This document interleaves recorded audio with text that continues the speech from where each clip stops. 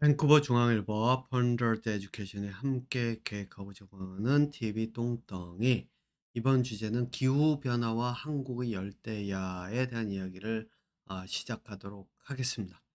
제가 한국을 이제 다녀오면서 한 가지 이제 재밌는 현상을 저희 관찰하게 됐는데, 그게 뭐냐면은 제가 여기 밴쿠버에서 떠날 때 밴쿠버의 기온이 오늘도 뭐 한 17도, 8도? 지금 낮 시간이니까 아까 오면서 얼핏 봤을 때 제 기억에 한 2 도 정도 되는 것 같아요.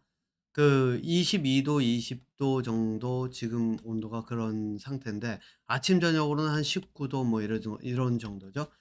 그 여기 인제 한국으로 가기 전에, 지금은 인제 좀 습도가 날도 흐리고 그래서 인제 습도가 좀 높아서 20도 정도, 22도 정도만 돼도 '긴팔을 입고 다니면 쪼끔 더울까? 또 반팔을 입고 다니기엔 좀 썰렁할까?' 이런 상태였는데, 제가 한국에 들어가기 전에 그때가 이제 5월 중순경인가 그랬죠? 5월 초쯤 되었네요. 제가 버스턴하고 뉴욕하고 이렇게 갔다 온 다음 4월 말 5월 초, 예, 고때쯤이었던 걸로 기억해요. 여기 밴쿠버의 온도가 그때 당시에 17도 정도, 낮 온도가 17도 19도 정도, 최고 온도죠. 그러니까 지금보다 인제 쪼끔 낮은 정도라서, 여기서 인제 제가 다니면서는 뭘 했냐면 좀 잠바를 입고 다녔는데, 잠바가 그렇게 아주 얇은 것도 아니고 좀 쪼끔 두께가 없지도 않은 그런 인제 옷을 입고 다녔어요. 가끔 인제 20 도까지 올라가기도 하고 20도 쪼금 넘게도 올라가고 했는데, '잠바를 입고 다니면서 좀 썰렁하다.'라는 느낌이 인제 드는 정도였죠. 한국에 들어갔었는데, 한국에 제가 들어가는 날부터 해 가지고 온도를 쭉 봤더니 딱 20도 안팎이었어요. 20 도에서 인제 제 안팎이었는데, 이 그때 인제 잠바를 입고 갔었죠. 갔는데 잠바를 입고 있으니까 더운 거예요. 그래서 봤더니 습도가 조금 높더라고요. 예. 그래서 보니까는 사람들이 다 반팔 입고 다녀요. 저만 인제 거의 긴팔을 입고 있는 상태였는데, 바로 인제 이런 것들, 그러니까 온도에 따라서 이 기온이 쪼금 몸에서 느껴지는 게 인제 좀 다를 수밖에 없는 게, 바로 이런 습도의 차이에서 인제 오는 게 있거든요. 자, 그래서 제가 인제 이 이야기를 왜 하느냐라고 하면은, 이 사람들이 이야기를 할 때요, 기후 변화 얘기하면 제일 많이 이야기하는 게 온난화잖아요. 네, 온난화. 이 온난화를 이야기를 할 때 사람들이 어떻게 생각을 하냐면은, 온난화는 이제 이산화탄소로, 탄소에 의해서 뭐 일산화탄소도 있죠. 일산화탄소, 이산화탄소 이런 거에 의해서 이제 온난화가 벌어지고 있다. 그래서 지금 자동차나 뭐 이런 것들을 뭐 뭐죠? 기름을 쓰는 거를 좀 줄여야 되고, 그래서 전기차가 나오고 막 이렇게 얘기하는데, 사실 전기차를 운행을 한다라고 하더라도 그 전기가 어디서 오는지를 생각을 해 보면은 아직까지 많은 경우가 기름을 뗀다든가 그래서 나오잖아요. 네. 그러니까 사실상 이 기 전기차를 탄다고 해서 그 지역에, 그러니까 인제 도시의 공해는 줄어들 수 있을지는 몰라도 이 '발전소가 있는 곳의 공해가 줄어든다.'라고 보기는 좀 어려운 면이 없지 않아 있겠죠. 예. 그런데 뭐 제가 인제 그 얘기를 하려고 하는 거는 아니지만, 어쨌든 온난화라고 하는 것은 '이산화탄소가 인제 주범이다.'라고 사람들은 이야기를 하지만요. 이것보다 실제 이산화탄소는 문제가 되는 게 계속 농도가 올라가기 때문에, 인제 그래프를 그리자면 뭐 이런 식으로 계속 올라가기 때문에 '이 열이 축적이 된다.'라는 의미가 있지만, 이것보다 더 직접적인 영향을 미치는 게 있습니다. 자, 그게 무엇이냐? 이거는 제가 예전에 한 7-8년 전, 거의 한 10 년은 됐던 된 것 같아요. 제가 유튜브를 그때 당시 인제 시작을 하면서 유튜브를 하는 도중에 제가 어항에 대한 이야기를 한 적이 있어요. 왜냐면 제가 어항을 이제 어항 안에 생태계를 만들었어요, 생태계. 그때까지만 해도 어항을 가지고선 쭉 그 어떻게 관리하는지를 어항을 찾아보면 저희 아이가 인제 그 물고기를 키우고 싶어 했고 그 물고기 인제 다양한 것들을 집어넣고 하느라고 저희 집에 어항이 굉장히 큰 게 있었는데 지금도 있습니다. 쓰지를 않고 있어서 그렇지. 꽤 커요. 한 70 리터 이상 되는 그 크기의 어항인데 이 물고기를 어떻게 관리를 해야지 이 어항을 물을 맨날 갈아 주는 것도 힘들고 또 갈아 주다 보니까 물고기가 죽어나는 경우도 많고 뭐 갑자기 환경이 바뀌어서 그런지 이제 그런 경우도 있고 그래서 이 고민을 좀 많이 했어요. 그때 당시만 해도 제가 온갖 그 유튜브 비디오를 다 찾아봐도 이 어항의 생태계만 이 어떻게 관리하는지가 어떤 식으로 청소해 주고 뭐 어떤 식으로 빨아 올리고 물은 언제 갈고 이런 얘기는 있어도 생태계를 만드는 그런 내용은 없었어요, 제가 찾은 걸로는. 그래서 제가 생각을 했어요. 이게 생태계를 만들면 될 것 같은데 그럼 이걸 어떻게 만들까? 제가 그때 인제 이 지구의 그런 어떤 것과 어항, 지구와 어항을 비교해서 그래서 유튜브를 만들었는데 그래서 생태계를 만들어 놨어요. 그러고 나면은 인제 제가 어떻게 했냐면 거의 한 몇 년 동안 물을 거의 새로 채워 주는 경우가 더 많고 물을 갈아 줘도 인제 이끼 같은 게 너무 많다든가 아니면 달팽이가 너무 자랐다든가 그러면 그 달팽이들을 좀 걸러내려고 저희 뭐죠? 왜냐면 이 달팽이가 워낙에 이 벽에 붙어 있으니까 빛이 안 들어가더라고요. 그래서 인제 그런 것 때문에 제가 청소는 한 6 개월에 한 번씩 했었어도 이 이 어항 안에 생태계가 만들어지고 나면은 거의 청소를 안 해도 되거든요. 예. 영양소만 인제 조절을 해줄 수만 있으면 되거든요. 그래서 어항의 생태계를 만들어 놓은 상태에서 이제 제가 그 어항을 가지고 지구와 함께 비교해 가면서 인제 이 지구 온난화에 대한 이야기를 함께 이야기를 하 해서 하면서 그걸 올렸던 유튜브가 있는데 제가 요번 이 유튜브를 다시 시작을 하면서 그 과거에 있었던 유튜브를 다 지웠어요.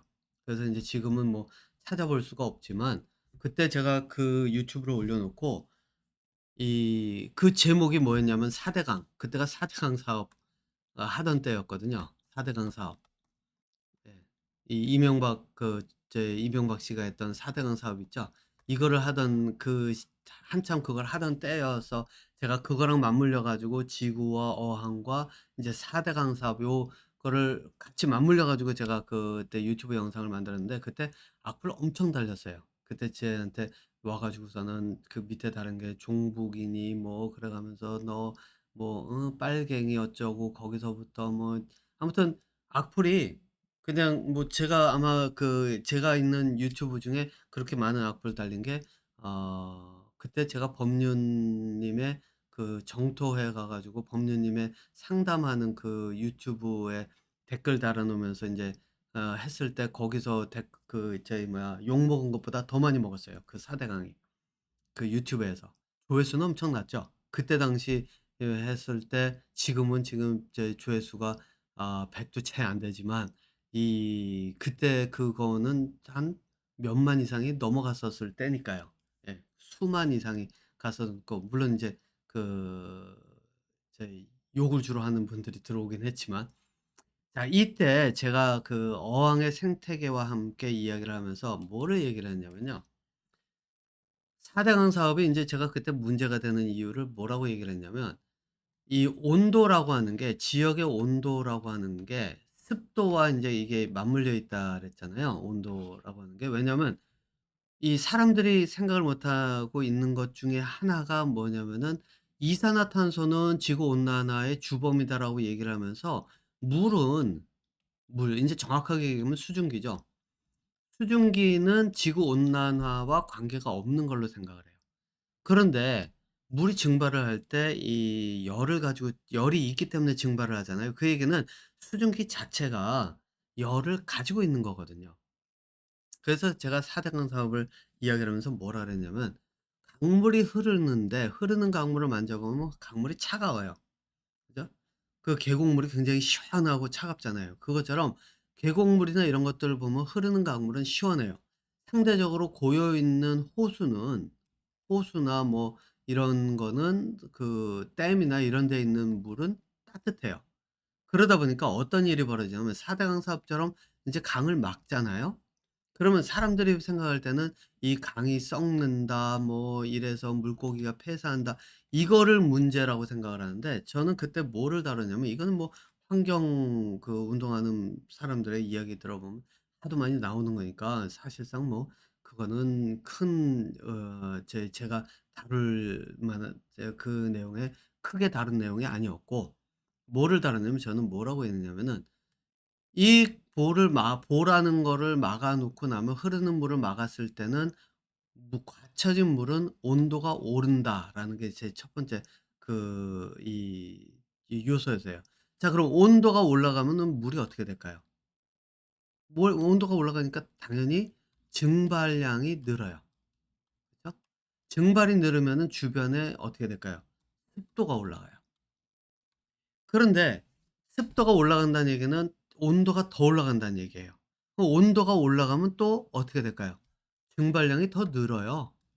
그래서 제가 뭐라고 그때 얘기했냐면, 온도가 올라가고 습도가 올라가면서 자꾸 이렇게 습도가 올라가는 형태가 되면서 온도가 올라가면 지역적으로, 한국이라는 나라가 작잖아요. 그러니까 남한만을 놓고 보면은 그렇게 큰 크기가 아니잖아요.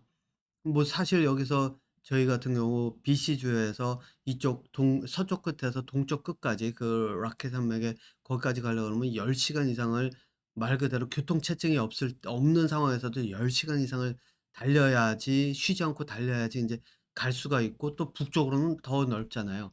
그 정도 크기지만 한국 같은 경우에는 사실 차가 안 막히면 한 4시간 시간, 5시간 시간이면 주파하지 않나요? 예, 제가 기억하기로는 그런데 한 반 정도도 채 안 되는 사이즈잖아요. 자, 그런데 강을 막아 놨다? 거기다가 한국은 또 댐도 많죠. 거기다가 저수지도 많이 만들어 놨죠. 그리고 뭐 요즘 저수지를 뭐 더 만드는지는 모르겠는데, 보를 저수지로 쓴다고 했으니까 저수지를 더 만들진 않겠죠. 예. 뭐 그런데 '저수지를 더 만들겠다.'라고 한다면 인제 여기에서는 악순환의 반복으로 들어가요. 그게 뭐냐? 습도가 올라가면 온도가 같이 올라가고, 그러면은 수증기의 증발이 늘어요. 수증기의 증발이 늘면은 주변 습도가 높으면서 온도가 함께 올라가죠. 그러면은 이게 악순환의 반복으로 들어가면서 어떻게 될까요? 말 그대로 지역적인 습도 차이가 나요. 여러분들이 생각하실 때 이 바람이 세게 불고 태풍이 이 태풍의 원리를 뭐 간단하게만 이야기하자면, 가장 큰 게 뭐냐면은 찬 공기와 더운 공기, 찬 공기, 이게 부딪혀서 일어나는 현상이거든요. 더운 공기는 위로 올라가고, 위로 올라가면서 밑에가 비니까 인제 찬 공기를 끌어들이고, 이게 끌어오면서 인제 습기가 같이 더 많아지면 기압이 낮아지고, 막 이러다 보니까 이 종합적인 요소에 의해서 이 두 개가 부딪히면서 휘둘려요. 그러면은 태풍이 만들어지거든요. 그래서 태풍이나 아니면은 뭐 저희 미국 같은 경우에는 토네이도라고 하는 인제 바람이 돌개바람? 뭐 이런 거 있잖아요. 이런 게 만들어지는데, 이게 만들어지면서 이게 옮겨 다녀요. 그러면 이게 옮겨 다니면서 하는 역할이 뭐냐면은 더운 공기가 가지고 있는 열을 사방으로 퍼뜨려요. 그러니까 남쪽서부터, 적도서부터, 정확하게 얘기하면 적도죠. 적도서부터 올라오면서 그 열을 가지고 있으면 있을수록 더 강해진 것을 올리면서 뿌려가면서 그거를 흩어 놓는 건데, 한국이 땅이 뭐 제가 지도는 정확하게 잘 못 그리니까 남한만 놓고 이렇게 딱 보면은 뭐죠? 이 습도가 전체적으로 인제 부분적으로 올라간다라고 하면 어떤 일이 벌어지겠어요? 온도가 같이 올라가요. 왜냐하면 열기를 머금으니까. 열기를 머금으면 온도가 같이 올라가니까 얘네들은 이 말 그대로 이 더운 공기가 오면서 태풍이 올라오면서 얘네들이 계속 열을 없애야 되는데, 오히려 이 열이 더운 공기에서 습도가 같이 있으면은 이 열을 날려보내지 못하고 오히려 더 머금고 있는 상태가 될 수가 있잖아요. 자, 그러니까 인제 한번 보세요. 태풍이 약해질 가능성이 좀 줄어요, 이 주변으로 올수록. 예, 그러니깐 여기에서 강도가 뭐 바다에서 좀 셌던 것이 강으로, 저기 뭐죠? 육지로 올라오기 시작하면서부터는 점점 줄어들어야 되는데, 온도가 높으니까 뭐 줄어드는 정도가 좀 약하고, 또 여기에서 비구름대가 만들어지면 이쪽에 오니까 온도 습도와 온도가 높다 보니까 말 그대로 열대 지방의 그런 어떤 이 기후처럼 바뀌어 가지고 말 그 쏟아질 때 한 번에 왕창 쏟아지고 안 쏟아질 땐 또 없어지고 이런 식으로 바뀌어 간다는 거예요. 자 그러니까 여러분들 인제 이 생각을 한번 해 보세요. 이 댐을 만들고 전기를 만들기 위해서 그러니까 뭐 이산화탄소를 줄이겠다고 전기 발전을 이제 댐을 세워서 한다. 이것 자체도 댐이라고 하는 것이 늘어났을 때 흐르는 물을 막아 놨으니까 표면 온도가 올라갈 것이고 수증기가 같이 올라가게 되면은 주변에 물이 흐르면은 오히려 주변 열기를 뺏어가서 흘러가서 바다로 가서 흩뜨러 놓겠지만은 그게 아니라 열기를 뺏어갈 수 있는 물 흐름도 막히고 오히려 증발은 늘어나고 그러면은 온도차 그러니까 이 앞서서 말씀드렸지만 이 바람의 세기서부터 바람의 이동은 뭐냐면은 온도차 그러니까 찬바람과 따뜻한 바람의 온도차거든요. 그러니까 온도차가 크면 클수록 바람은 더 세져요. 그러니까 이 얘기는 뭐냐면은 한순간에 어디가 따뜻해졌고 여기가 찬바람이 있었는데 이 두 개의 기온이 확 차이가 나면 말 그대로 바람이 굉장히 세지는 거죠. 그러니까 이제 지금 요즘 들어서 왜 제가 예전에도 그 얘기한 적 있죠. 이 TV 똥똥에서 아마 다뤘던 걸로 기억하는데 아마 요거는 영상 지운 게 아니라 몇 개월 전? 작년인가? 한 1-2년 전에 했던 거기 때문에 아마 영상 중에 있을 거예요. 그게 뭐냐면은 이 바람의 세기가 굉장히 불규칙해져 가지고 바람의 방향이나 이런 게 불규칙해져서 온도에 따라서 확확 바뀌니까 이 공중에서 이 저희 에어 그러니까 터뷸런스가 좀 많이 심해질 거라고 제가 인제 그 얘기를 했죠. 그래서 비행기가 날아다니면서 인제 그런 문제가 쪼금씩 늘어날 가능성이 높아진다고 인제 제가 그 얘기를 했는데 실제로 인제 그게 최근에 들어서 몇 번 있었잖아요. 비행기 갑자기 고도 떨어진다든가 이런 난기를 만나 가지고 인제 일이 벌어지는 게요. 그런데 사람들이 생각할 때는 그때도 제가 말씀드렸는데 이게 공기 중에서만 공기만 그럴 거라고 바람만 그럴 거라고 생각하는데 아니에요. 바다도 마찬가지예요. 네. 바다도 바다의 표면 온도가 높아지는 곳이 있으면 낮아지는 곳이 있는데 이 기온차가 점점 늘어나기 시작하면 그러니까 따뜻한 데가 더 따뜻해지기 시작하면 바다가 찬물의 이동 속도가 빨라지고 따뜻한 물의 이동 속도도 빨라지거든요. 그럼 어떻게 되겠어요? 네. 예상치 못한 이 해류가 속도가 예상도 못하고 이 해류의 속도나 이런 것들이 굉장히 심하게 바뀌는 순간이 온다는 거예요.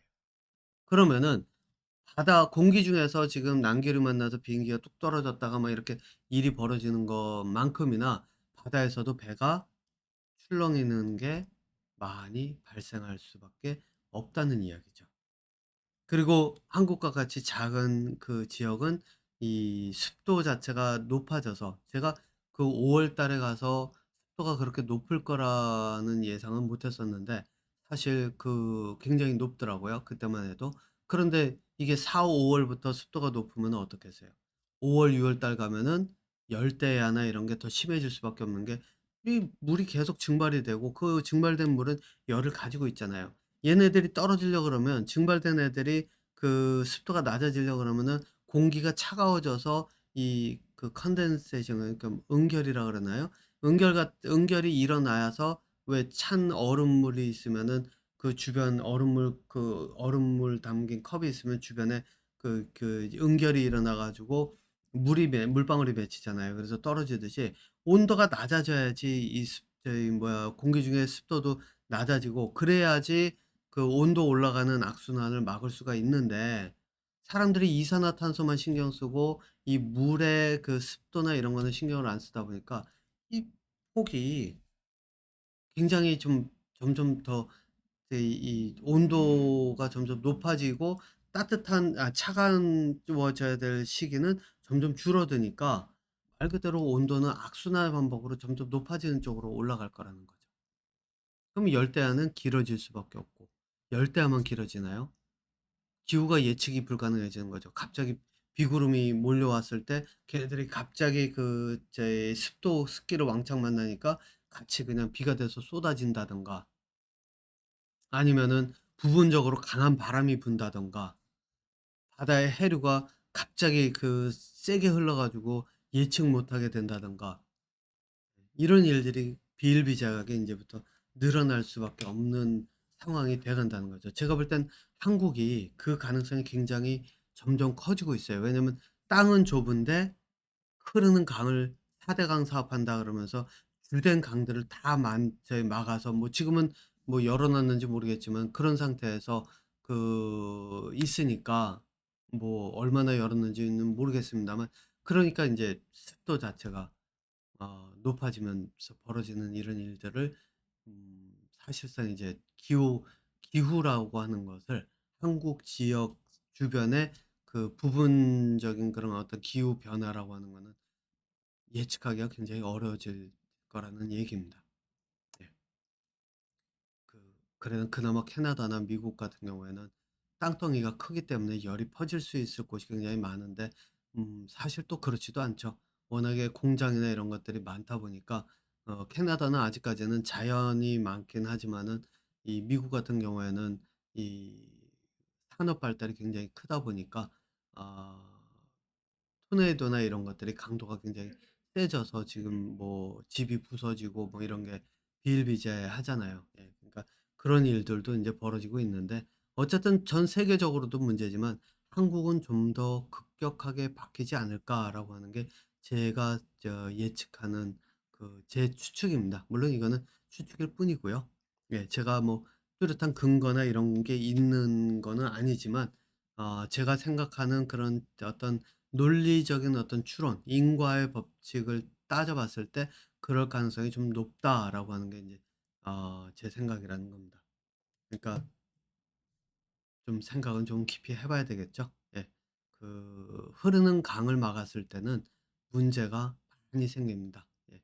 차가운 물들이 지나가면서 주변 열기를 흡수하고 가야 되는데 그게 안 되고 막아 놓은 물에서는 온도는 올라가고 뭐 생태계의 변화만 일어나는 게 아니라 기후 자체가 바뀌어가는 그런 이제 현상이 뭐 사실상 시작이 됐고 또 이게 가속화가 되지 않을까라고 하는 게 제 예측입니다. 자, 이번에 기후 변화에 대한 이야기 여기서 마치고요. 저는 다음에 또 다른 주제로 찾아뵙도록 하겠습니다.